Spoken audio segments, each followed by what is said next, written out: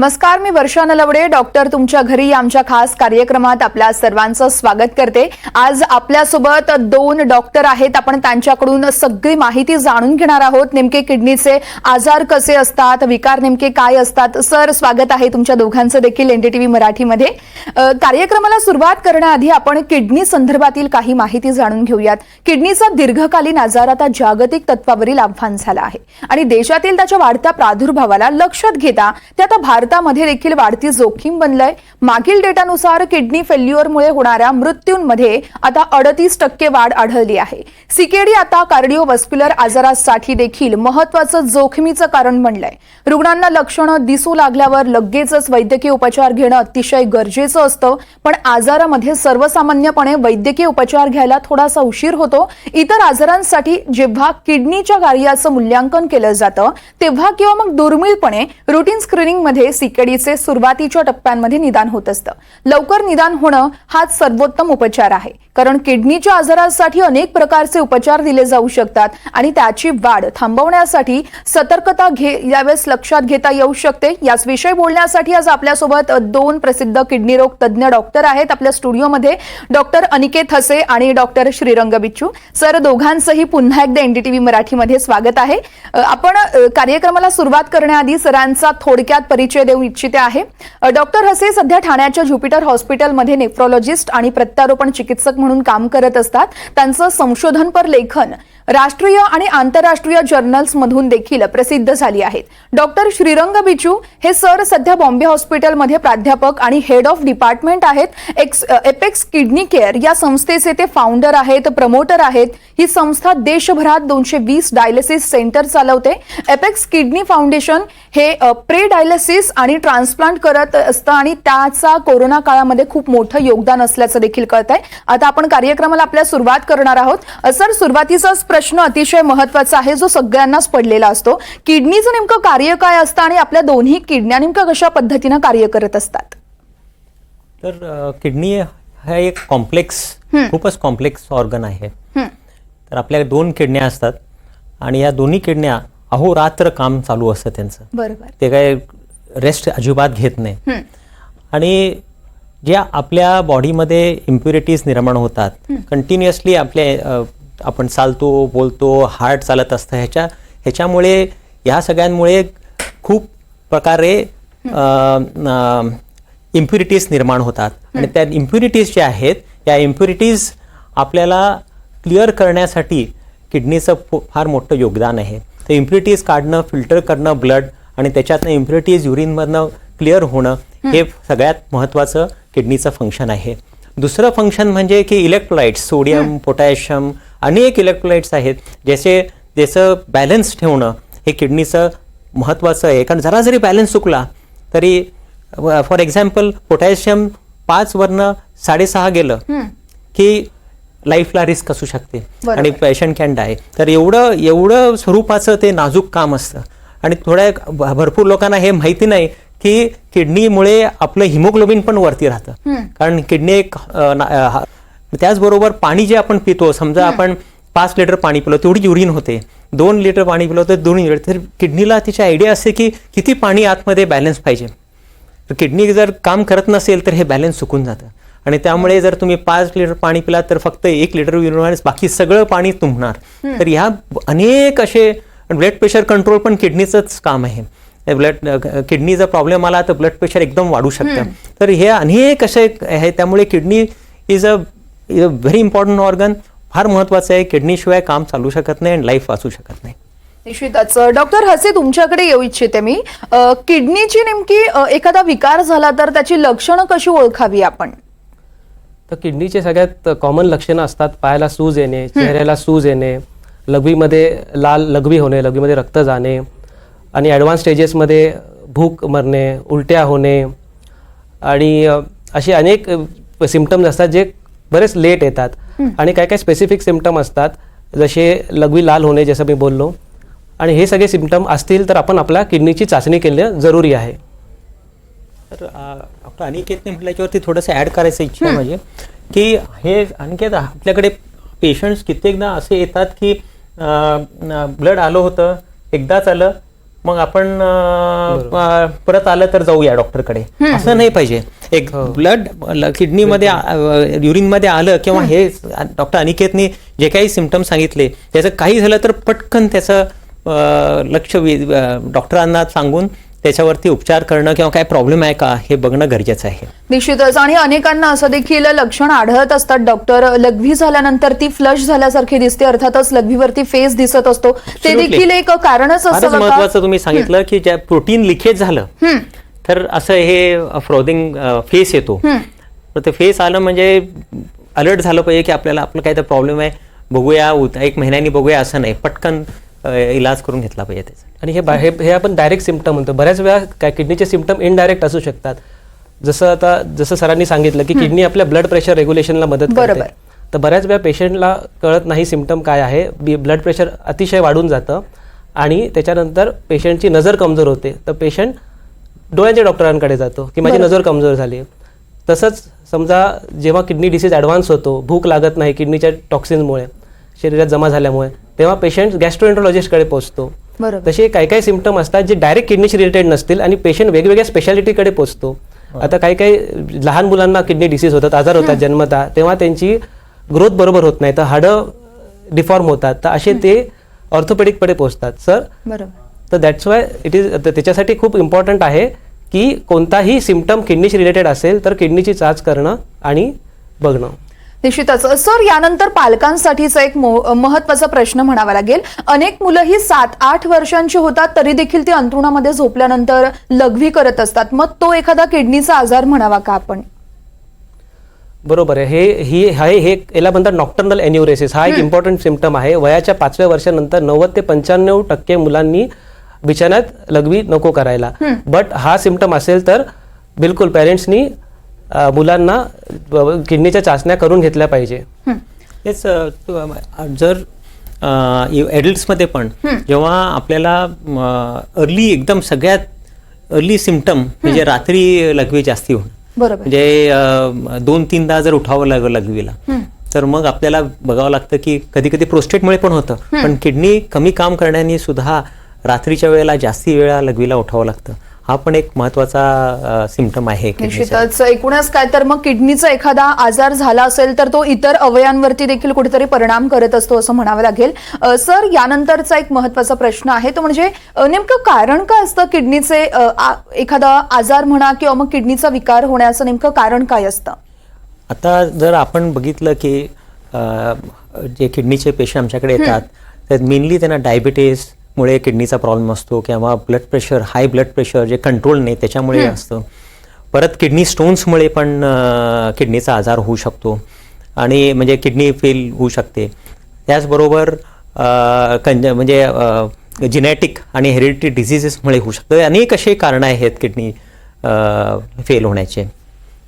Sir, मग kidney fail होण्याची जर का कारणं असतील तर मग आपला आहार पण तसा ठेवावा का आपण? जो अर्थात फळं असतील किंवा मग फळं भाज्या असतील हे खाणं चांगलं असतं किडनीसाठी, या संदर्भात देखील आमच्या प्रेक्षकांना मार्गदर्शन कराल. आता आहाराचं म्हटलं तर मीठ कमी खाणं हे फार महत्वाचं आहे. आपण काय आपल्या डाएटमध्ये, भारतीय डाएटमध्ये आता आजकाल 10, 12, 13 ग्रॅम मीठ असतं. तर तसं नाही, 3 ते 4 ग्रॅम आपल्या सामान्य माणसासाठी मीठ आपण त्याच्यावरती नाही खाल्लं पाहिजे. म्हणजे हे सगळे शेव, चिवडा, गाठी या सगळ्या गोष्टी आहेत, तुमचं लोणचं, पापड, या सगळ्या गोष्टी ऍक्च्युली खाल्ल्या नाही पाहिजेत. बरोबर. तर जर खाल्ल्या तर कधीतरी खायला हरकत नाही. रोज उठून भाजीसारखं लोणचं घेणं म्हणजे एकदम त्याच्यामुळे ब्लड प्रेशर आणि ज्यांना ब्लड प्रेशर आहे त्यांना तर हे निश्चितच you have to have salt. एक कुठली गोष्ट आहारामध्ये आपण चेंज करू शकलो तर ती म्हणजे सॉल्ट रिस्ट्रिक्शन. त्या किडनीशी डायरेक्ट संबंध आहे. बाकी सगळ्या गोष्टी इनडायरेक्ट आहेत. म्हणजे तुम्ही जर वाटेल तसं भरपूर खाल्लं, हे केलं, वजन वाढलं तर तुम्हाला डायबिटीस होऊन किडनीचा प्रॉब्लेम येऊ शकतो. तर हा जो सॉल्ट रिस्ट्रिक्शन आहे हे महत्वाचं आहे. आणि ॲडिक्वेट पाणी प्रमाण 2.5-3 लिटर पाणी घेतलं पाहिजे. आणि गरम ह्याच्यामध्ये वातावरणात जसं समरमध्ये वगैरे अजून जास्ती जे बाहेर काम करतात त्यांना जास्ती पाणी पिलं पाहिजे. त्याचबरोबर बॅलन्स डाएटचं गरजे, तुम्ही म्हटल्याप्रमाणे फ्रुट्स, व्हेजिटेबल्स ह्या गोष्टी, आणि आपण मटण आणि रेड मीट म्हणतो आम्ही, ते कमी खाल्लं पाहिजे किंवा जास्तीत जास्तपणे प्लांट बेस्ड डाएट खाल्लं पाहिजे. निश्चितच सर, तुम्ही आता उल्लेख केलात की 2 ते 4 ग्रॅम मीठ हे खाणं गरजेचं आहे. मग हे दिवसातून की 2 दिवसातून या संदर्भातली पण एका माहिती द्याल? पर डे एका 24 तासामध्ये त्याच्यापेक्षा जास्ती गेलं नाही पाहिजे. ओके सर, यानंतरचा प्रश्न तुमच्यासाठी असेल, किडनीचा जर का एखादा आजार झाला तर तो पूर्णपणे बरा होऊ शकतो का? हो, किडनीचे मुख्यतः किडनीचे 2 प्रकारचे आजार असतात. एकाला म्हणतात अॅक्यूट किडनी फेल्युअर किंवा अॅक्यूट किडनी इंजुरी, ज्याच्यामध्ये आपली किडनी पहिले नॉर्मल असते आणि काही आजारांनी ती किडनी निकामी होऊन जाते. ह्या अशा आजारात ही किडनी पूर्णपैकी रिकव्हर होऊ शकते. वाईल दुसरा प्रकारचा असतो क्रॉनिक किडनी डिसीज, ज्याला आपण म्हणतो CKD. ओके, हे जे आजार असतात, याचे जे आपण रिस्क फॅक्टर आता बघितले, डायबिटीज, ब्लड प्रेशर, हे आजार चालू होतात आणि हळूहळू प्रोग्रेस होतात आणि ह्यांना आपण प्रोग्रेशन यांचं डिले करू शकतो. बट हे प्रोग्रेस होऊन शेवटी एंड स्टेज किडनी डिसीजला जातात, जेव्हा किडनी पूर्णपैकी नाकामी होते. तर किडनीचे आजार बरे पण होऊ शकतात आणि ते प्रोग्रेस पण होऊ शकतात. ते डिपेंड करतं त्याचे कारण काय आहेत त्याच्यावर. निश्चित सर, तुमच्याकडे येऊ इच्छिते. किडनीचा आजार होऊ नये आणि आजार जर का झाला असेल तर मग तो कसा तपासावा? त्यासाठी काही प्रक्रिया असते का? कोणती तपासण्या असतात का? तर सगळ्यात महत्त्वाचं म्हणजे की आपल्याला किडनीचा आजार होऊ नये किंवा लवकर डिटेक्ट व्हावा, हे फार महत्त्वाचं आहे. त्याच्यासाठी जे सिम्पटम्स आहेत, जे काही त्याचे लक्षणं आहेत, ती कुठलीही लक्षणं आपण डिस्कस केली तर ते आल्यानंतर लगेचच आपण डॉक्टरकडे गेलो, ते एक झालं. आणि काही लक्षणं जास्तीत जास्त किडनी डिझीजमध्ये काही लक्षणं नसतात आणि ह्या जर लक्षणं नाही आहेत याचा अर्थ नाही की आपल्याला किडनी रोग नाही आहे. त्यामुळे प्रत्येक माणसाने वर्षातनं एकदा त्यांचं ब्लड टेस्ट म्हणजे क्रिएटिनिन ही एकच टेस्ट केली तरी आपल्याला बस आहे. आणि युरिन टेस्ट केलं पाहिजे आणि ब्लड प्रेशर चेक केलं. ह्या 3 गोष्टी जर आपण केल्या दरवर्षी तर अर्ली डिटेक्शन हे होऊ शकतं. काही लक्षणं नसताना सुद्धा आपण डिटेक्ट करू शकतो. आणि जर किडनी रोग अर्ली पहिल्या स्टेजमध्ये जर डिटेक्ट झाला किंवा दुसऱ्या स्टेजमध्ये डिटेक्ट झाला तर मग आपण तो बरा पण करू शकतो आणि पुढे वाढू नये ह्याची पण दक्षता घेऊ शकतो आणि औषधं उपलब्ध आहेत. पण जर वेळ झाला तर मग मात्र प्रॉब्लेम येतोय. तर हा महत्त्वाचा मुद्दा आहे की आपण अर्ली डिटेक्ट केलं पाहिजे आणि त्याची ट्रीटमेंट लवकर झाली पाहिजे. निश्चितच सर, तुम्ही 3 गोष्टी तपासण्याची माहिती दिलीत. अर्थातच युरिन टेस्ट असेल आणि त्यानंतर ब्लड प्रेशर आहे आणि क्रिएटिनिन. क्रिएटिनिनचा अर्थ काय आहे सर नेमकं आणि ते कसं कार्यरत असतं? क्रिएटिनिन हे एक बॉडीमध्ये केमिकल आहे जे निर्माण होतं मसल मेटाबॉलिझमने आणि ते मग किडनीतनं किडनी त्याला रक्तातनं बाहेर काढते. तर हे क्रिएटिनिनच्या व्यतिरिक्त अजून हजारो असे इम्प्युरिटीज आहेत जे आपण मेजर पण करत नाही आणि थोडे असे आहेत की मनुष्याला माहिती पण नाही. पण क्रिएटिनिन हे आपण वापरतो हे चेक करायला की किडनी किती काम करते, किती कमी काम करते, हे डिटेक्ट करण्यासाठी ही एक चांगली टेस्ट आहे. आणि ती करण्याने आपल्याला आयडिया येतो की ही आयडिया येते की किडनीमध्ये प्रॉब्लेम आहे का. आणि म्हणून ही क्रिएटिनिन टेस्ट ही महत्त्वाची टेस्ट आहे. निश्चितच सर, हे जे क्रिएटिनिन जे टेस्ट असतं ते मी ऍड करेल. हे जे क्रिएटिनिन जे असतं हे आपण टेस्ट करतो. जे हे क्रिएटिन वाढतं हे युजली कधी वाढतं, हे जेव्हा किडनीचं काम 50% कमी झाल्यावर वाढतं. तर आपल्याला जर अजून अर्ली डिटेक्ट करायचं असेल, जसं सरांनी स्ट्रेस केला, आता युरिन प्रोटीन किंवा युरिन अल्ब्युमिन ही टेस्ट करणं गरजेचं आहे.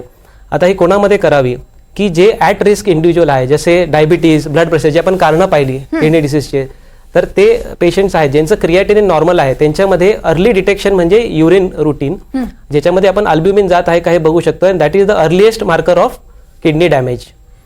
जे मायक्रो अल्ब्युमिन म्हणून एक टेस्ट असते ती करणं गरजेचं आहे. आणि पर्टिक्युलरली ज्यांना डायबिटीस आहे आणि ज्यांना ब्लड प्रेशर आहे त्यांनी ही टेस्ट केलीच पाहिजे. 6 महिन्यातनं एकदा केलं पाहिजे आणि त्याच्याने रोग डिटेक्शन हे लवकर होतं, खूपच लवकर होतं.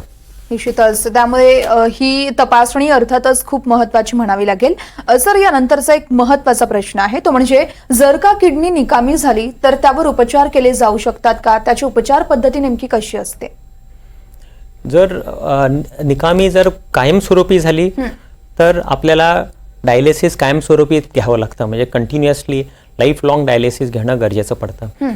किंवा आपल्याला किडनी ट्रान्सप्लांटचं पण ऑप्शन आहे, म्हणजे दुसरी किडनी डोनरकडनं घेऊन ते पेशंटला लावण्यात येते. तर कधीही ट्रान्सप्लांट हे सगळ्यात चांगलं आहे. डायलिसिसपेक्षाही किडनी ट्रान्सप्लांट हे चांगलं आहे आणि त्यामुळे आपण प्रयत्न केला पाहिजे की ट्रान्सप्लांट करायचा. तर ट्रान्सप्लांटसाठी डोनरची आवश्यकता आहे. तर डोनर हे आपल्या फॅमिलीमधला डोनर असेल तर हे एकदम उत्तम आहे आणि आपण कारण त्याचे सक्सेस रेट पण खूपच चांगला आहे आणि त्यामुळे पेशंटला नियर नॉर्मल लाईफ ट्रान्सप्लांट केल्यानंतर मिळू शकतं. म्हणून प्रत्येक पेशंटला आपण हा ट्रान्सप्लांटचा ऑप्शन दिला पाहिजे. आणि घरी कोण देणार आहे कारण जर डोनरला काही पुढे किडनीचा आजार होत नाही हे एक किडनी दिल्याने. आणि त्यामुळे जगभरात प्रत्येक कंट्रीने ह्याला मान्यता दिलेली आहे ह्या ऑपरेशनला. दुसरं तर जर घरी आपल्या फॅमिलीमध्ये जर डोनर उपलब्ध नसेल तर मग आपल्याला जे मरणोत्तर किडनी दाते आहेत त्यांची किडनी लावता येईल. आणि त्याच्यासाठी एक वेटिंग लिस्ट असते. त्या वेटिंग लिस्टवरती तुम्ही ह्या मरीजांनी आपल्या नेफ्रॉलॉजिस्टला सांगितलं पाहिजे की आपल्या ह्या वेटिंग लिस्टवरती आम्हाला घाला आणि मग एक दोन तीन वर्षाच्या कालावधीत त्यांना किडनी मिळू शकते. पण ट्रान्सप्लांट करायचा हा पूर्णपणे प्रयत्न केला पाहिजे जर कायमस्वरूपी निकामी झाली असेल तर ॲक्यूट किडनी फेलियर म्हणजे थोडे रोग आहेत ते बरे होतात पूर्णपणे. तर त्या रोगांना फक्त डायलिसिस करून जोपर्यंत युरिन आणि येत नाही आणि किडनी रिकवर होत नाही तोपर्यंत आपल्याला डायलिसिस द्यावं लागतं. असे दोन प्रकारचे आहेत. एक तर एक परमनंट फेलियर असेल तर मग डायलिसिस आणि ट्रान्सप्लांट, आणि जर टेम्पररी फेलियर असेल तर मग डायलिसिस करूनच जोपर्यंत किडनीज रिकवर होत नाहीत तोपर्यंत आपल्याला डायलिसिस द्यावं लागतं. सर, आमच्या प्रेक्षकांना ट्रान्सप्लांट प्रक्रिया नेमकी कशी असते ती देखील सांगाल? तर बेसिकली ट्रान्सप्लांट प्रक्रिया म्हणजे ट्रान्सप्लांटमध्ये दोन प्रकारचे ट्रान्सप्लांट असतात. जसं सर बोलले, एक लिव्हिंग डोनर आणि एक डिसीज डोनर. लिव्हिंग डोनर म्हणजे आपले ब्लड ग्रुप मॅच्ड आपले घरचे जे फर्स्ट डिग्री रिलेटिव्ह असतात ते आपल्याला डोनेट करू शकतात.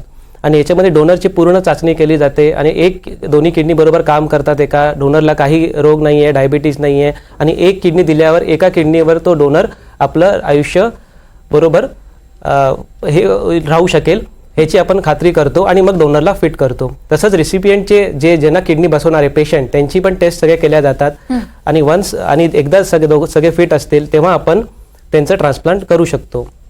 आणि दुसरा असतो, जर घरात आपल्या फर्स्ट डिग्री रिलेटिव्हमध्ये कोणी डोनर नाही आहेत तर आपण रजिस्टर करतो. जसं सर बोलले, एक झोनल आपल्या ट्रान्सप्लांट कोऑर्डिनेशन सेंटर असतं गव्हर्नमेंटचं, त्याच्यामध्ये रजिस्टर करतो आपल्या ब्लड ग्रुपनी.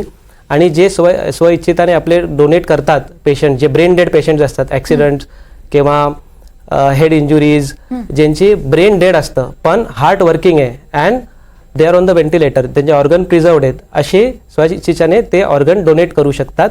आणि मग त्या आपल्या लिस्टप्रमाणे ZTTC हे ऑर्गन डिस्ट्रीब्यूट करतं आणि त्याप्रमाणे हे कार्यक्रम transplant disease donor kidney transplant चालतात.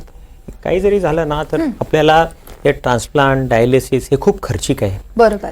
आणि हे याच्यातनं खूप त्रासातनं जावं लागतं फॅमिलीला. आणि आपण काही जरी झालं तरी प्रिव्हेंट कसं करता येईल हा रोग हा फार महत्त्वाचा आहे.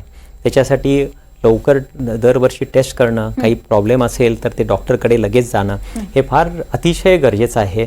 आणि तेवढंच नाही, एक महत्त्वाचा पॉईंट राहिला होता आपला की उगाचच पेन किलर्स घेणं हे अगदी चुकीचं आहे.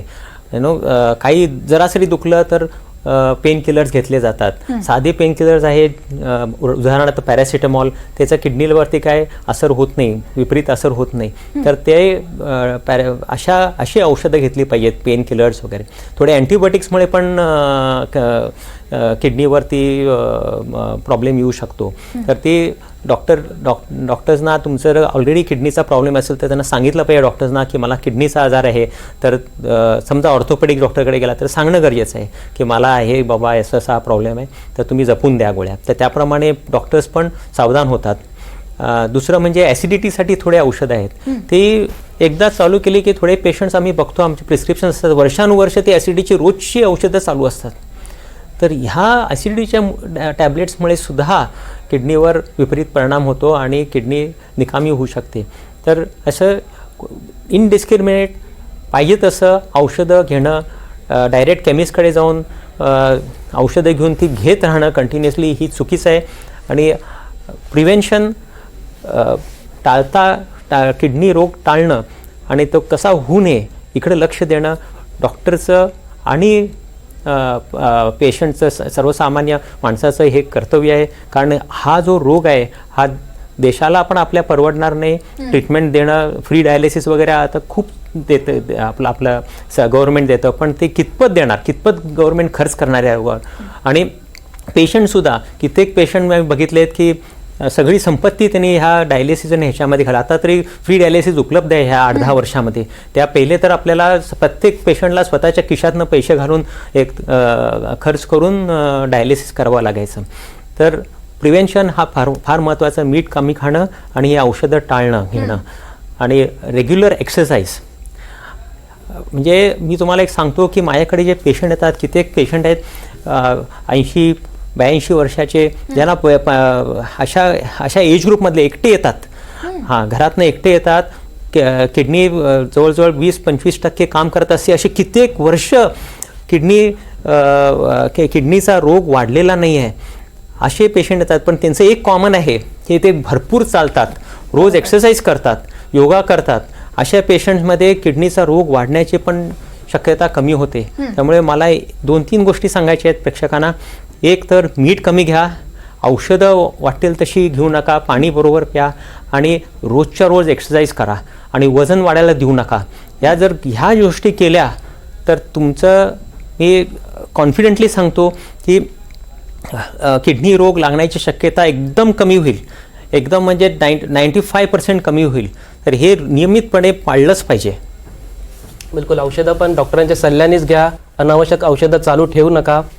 आणि जसं आपण स्ट्रेस करतोय की मीठ कमी, फिजिकल ॲक्टिव्हिटी जास्त. बरोबर. आणि ज्यांना डायबिटीज, ब्लड प्रेशर आहे त्यांनी नियमित आपलं शुगर कंट्रोलमध्ये ठेवणं, BP कंट्रोलमध्ये ठेवणं, लठ्ठपणा दॅट इज ओबेसिटी आपली कंट्रोलमध्ये ठेवणं, हे सगळ्यात इम्पॉर्टंट आहे. आणि ह्यानीच आपण किडनी डिसीजचं प्रिव्हेन्शन करू शकतो. आणि ब्लड प्रेशर आणि डायबिटीस झालं म्हणून घाबरून जायचं नाही. बरोबर. हे जर कंट्रोल ठेवलं तर त्याच्यामुळे होणारे सगळे कॉम्प्लिकेशन्स कम्प्लिटली आपण टाळू शकतो. आणि औषधं चुकवायची अजिबात नाही ह्याची. तर हे करणं, ह्या कारणाने पुढचा पूर्णपणे आजार वगैरे टाळू शकतो. निश्चितच. एकूणच काय तर मग योग्य तो आहार घ्या आणि त्यानंतर पाणी देखील जास्तीत जास्त प्या. डोकेदुखी किंवा मग पित्त होत असेल तर तुम्ही कोणतेही मेडिसिन्स घेऊ नका, डॉक्टरांचा सल्ला घ्या आणि त्यानंतरच हे सगळे मेडिसिन्स घ्या, असं संपूर्ण माहिती आपल्याला सरांनी सांगितली आहे. डॉक्टर बिचू आणि डॉक्टर हसे, तुमचा पुन्हा एकदा खूप खूप धन्यवाद. आमच्या प्रेक्षकांना किडनी आजारासंदर्भातली सगळं व्यवस्थित माहिती दिलीत त्यासाठी. यानंतर आपण पुन्हा एकदा भेटूयात नव्या पाहुण्यांसह. तुर्तास आता मी इथेच थांबतोय. पाहत रहा NDTV मराठी.